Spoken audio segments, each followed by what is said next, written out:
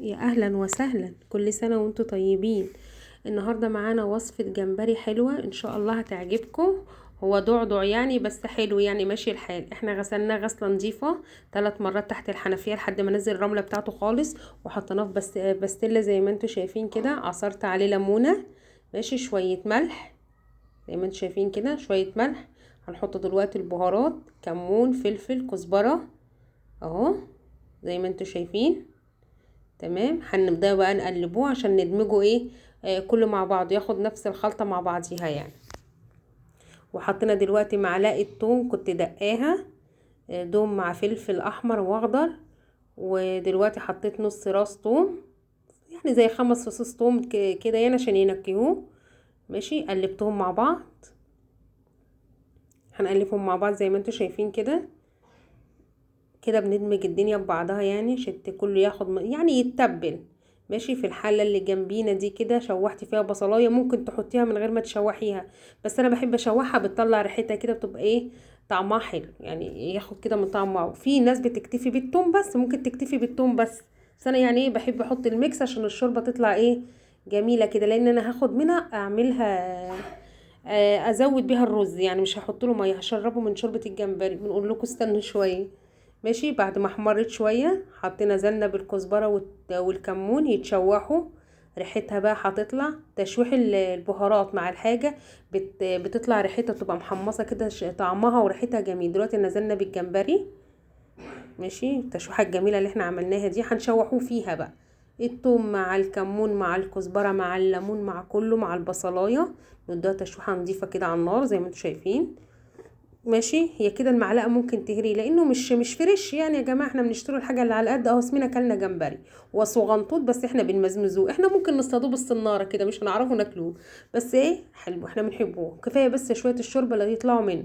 دلوقتي بنحط معلقه خل، ماشي، بتدي ريحه وطعم جميل للحاجه، برضو بتضيع ريحه الزفار.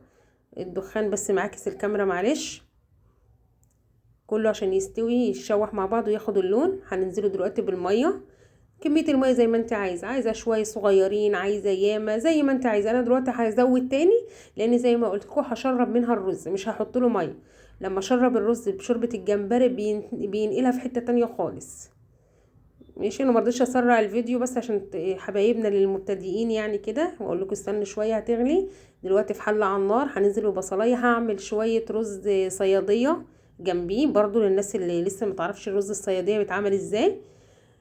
او بصوا، هنحط بصلايه زي ما انتم شايفين توصل للون كده ايه، غامق خالص لحد البصليه يعني. ممكن اللي يشوفها يقول محروقه، لا هي بتبقاش محروقه عشان تديك اللون البني اللي احنا بنحبه، يعني يدي اللون البني للرز كده، لون جميل كده. بنشوحوها زي ما انتم شايفين كده. نستنوا اهي اسودت اهي البصلايه بتقول لكم ساخبر الله بكل شيء. معلش بقى، لازم توصل للون ده عشان تدينا اللون بتاعنا. نزلنا في النص كده بشويه بفصين توم، ماشي، بنشوحوهم في قلب البصلايه، بنشوحوهم مع شويه كزبره ومع شويه كمون زي ما انتم شايفين، هيدوا ريحه وطعم للرز جميل. الخطوه دي مهمه، التركيه دي مهمه، مهمة جدا يا جماعة، تدي ريحة وطعم جميل. التومة بتشوح في النص زي ما انتوا شايفين كده. تمام، انا مش بجري المقاطع معلش، بس واحدة واحدة معاكم. انا هنا كنت نسيت اصفي الرز من المية، معلش سامحوني. نزلت بالرز واحدة واحدة عشان نشوحوه بقى في التتبيلة الحلوة دي. البصلة مع الثوم مع الكزبرة مع مع الفلفل اهي، هنشوحوه. احنا مش هنحط له الشوربة على طول، احنا هنشوحوه. بصوا اهي كده، من واحدة واحدة معاكم اهو. بنشوحوا الرز نفسه، يتشوح من قبل ما نحط الشوربه بتاعته. نشوحوه، نفضلوا نقلبوه شمال يمين، معلش بس مطوله عشان بس تاخدوا يعني الخطوات تبقى واضحه قدامكم اهي. يعني زي حوالي ايه دقيقه كده نشوحوه، يشرب من التشويح بتاعته، ياخد من طعم بعضه يعني، من الثوم والبصل، يبقى ريحته في منتهى الجمال وطعمه خطير. جربوه والله هتدعولي. حلو كده، بس مشوا تبع التركات دي زي ما انتوا شايفين اهو. بشوح، انا ما بجريش حاجه خالص.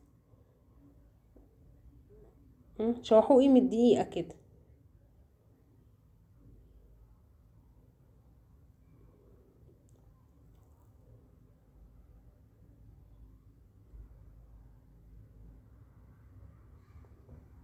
هنا اهو جبت شوربة الجمبري اهي، شوربة الجمبري مش مية، نزلنا بيها.